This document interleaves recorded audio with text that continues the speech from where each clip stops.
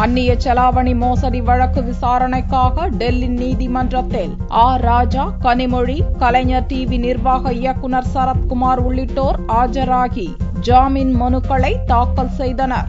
தயாளு நேரில் ஆஜராக விலக்களிக்கப்பட்டது.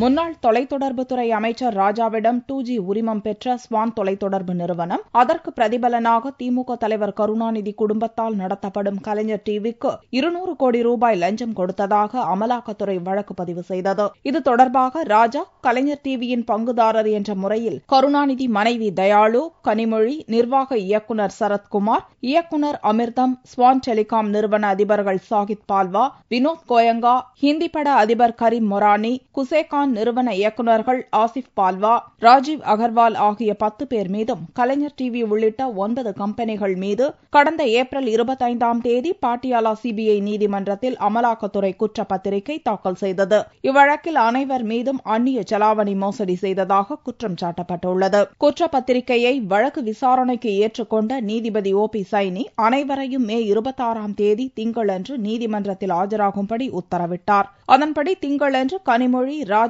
உள்ளிட்ட குற்றம் சாட்டப்பட்ட 9 பேரும் நீதிமன்றத்தில் ஆஜராகினர். அப்போது குற்றம் சாட்டப்பட்டவர்களின் சார்பில் ஜாமீன் மனுக்களை வக்கீல்கள் தாக்கல் செய்தனர். தயாளுவின் மனநலம் சரியில்லை என்றும் அதனால் நீதிமன்றத்தில் ஆஜராவதிலிருந்து விலக்களிக்க வேண்டும் எனவும் அவரது வக்கீல் தாக்கல் செய்த மனுவை நீதிபதி சைனி ஏற்றுக்கொண்டார். குற்றம் சாட்டப்பட்டவர்களுக்கு வழக்கு தொடர்பான அனைத்து ஆவணங்களையும் வழங்க நீதிபதி சைனி உத்தரவிட்டார். இதையடுத்து ஆவணங்களை படித்து பார்க்க 2 நாள் அவகாசம் வேண்டுமென குற்றம் சாட்டப்பட்டவர்கள் கோரியதை ஏற்ற நீதிபதி சைனி ஜாமீன் மனுக்களை புதன்கிழமையன்று விசாரணைக்கு எடுத்துக் கொள்வதாக தெரிவித்தார். 200 கோடி ரூபாய் பரிமாற்றம் சட்டவிரோதமான முறையில் நடந்திருப்பதாக அமலாக்கத்துறை குற்றம் சாட்டும் அதே வேளையில் அந்த பணத்தை ஸ்வான் நிறுவனத்திடம் கடனாக பெற்றதாக கலைஞர் டிவி கூறி வருவது குறிப்பிடத்தக்கது.